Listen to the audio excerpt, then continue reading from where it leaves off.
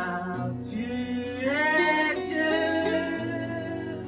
au-dessus de la terre. Mesdames et messieurs, bon matin. Nous sommes le vendredi 28 janvier pour le moment d'étude biblique comme tous les matins. Gloire à Dieu, gloire à Dieu. Ce matin, nous allons lire dans Esther 9, le verset 1 à 16.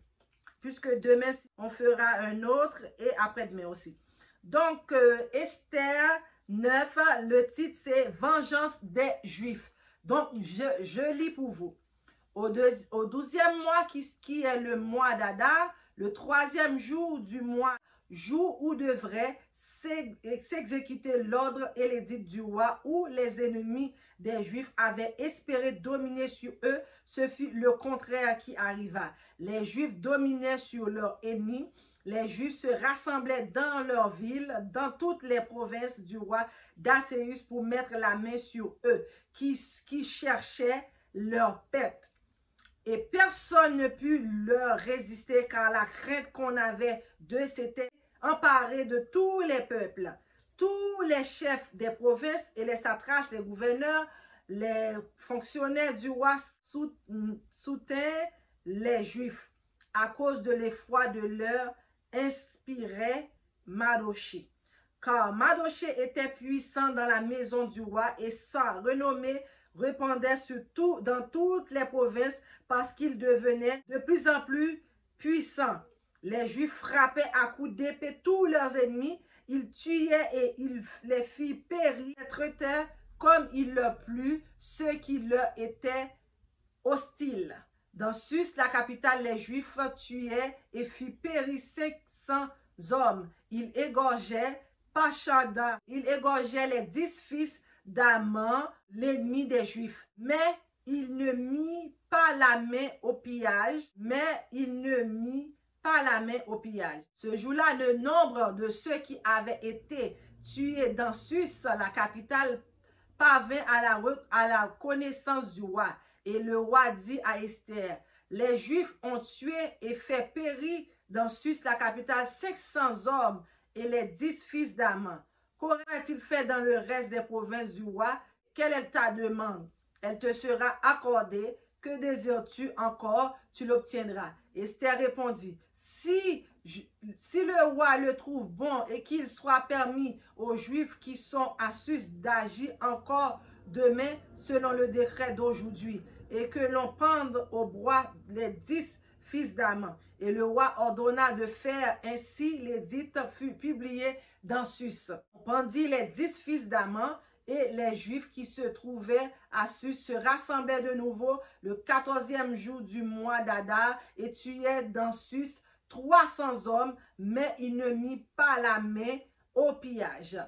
Les autres Juifs qui étaient dans la province du roi se rassemblaient et défendirent leur vie. Ils se procuraient du repos en se délivrant de leurs ennemis. Ils tuaient 75 000 de ceux qui leur étaient hostiles, mais il ne mit pas la main au pillage. Vous voyez, malgré le peuple juif marchait de ville en ville pour détruire ceux qui voulaient à leur vie, mais il ne met pas la main au pillage comme Aman l'avait prédit au peuple pour dire que si vous tuez les Juifs, vous pouvez piller tous leurs biens. Eux autres, ils tuent pour défendre leur vie, mais ils ne mettent pas la main au pillage. C'est dans toute l'histoire, vous voyez que ils défendaient leur vie dans toutes les circonstances parce que aussi ils avaient confiance en Dieu, que Dieu seul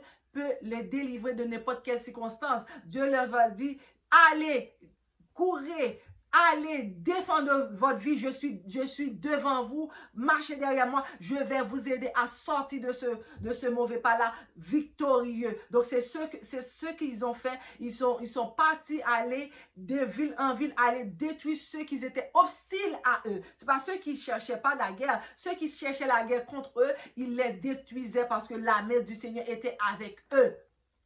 Quand la main du Seigneur est sur vous, nul ne peut vous vaincre, vous allez indistinctement être vainqueur dans tout.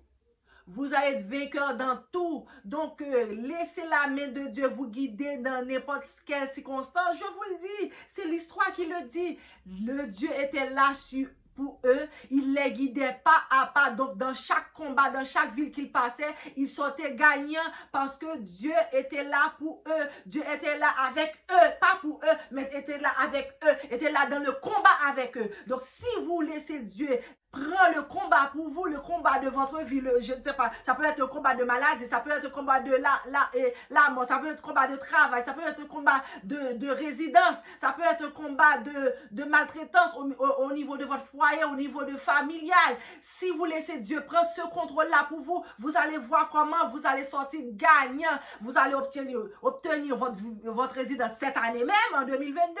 Vous allez acheter votre maison. Vous allez sortir de ce problème-là que vous avez depuis longtemps. Vous allez être guéri de ce cancer.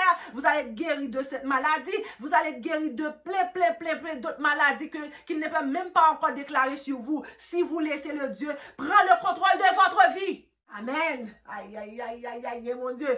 Si vous quittez mon Dieu, prendre contrôle de vie, toute vie pour aller bien. Laissez mon Dieu prendre contrôle de vie. Et vous verrez sa gloire éclater dans votre vie tous les jours, every day. N'est-ce pas? Donc, je suis tellement content. Je commence à comprendre la grandeur de Dieu dans notre vie. En lisant seulement sa parole, vous allez voir comment sa grandeur est grande, son pouvoir est immense. Nul ne peut voir le commencement ni la fin du pouvoir de Dieu. Parce que Dieu lui-même l'a dit. Personne ne peut voir mon commencement et ma fin. N'est-ce pas? Donc, laissez Dieu guider votre vie et vous allez voir que votre vie va être comme ça. Tout va être. Donc, je vous laisse là-dessus. Je vous dis, si c'est la première fois que vous passez par là, n'hésitez pas à vous abonner à la chaîne, activer toutes les petites cloches de notification pour être notifié à chaque fois que je poste une nouvelle vidéo. Et partagez la vidéo, likez la vidéo afin que la vidéo soit en avant-plan. Et merci pour tous vos commentaires.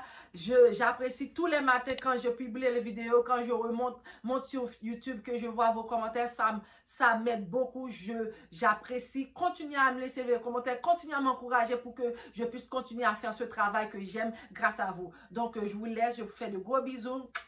Car tu es Dieu. Au-dessus de la terre.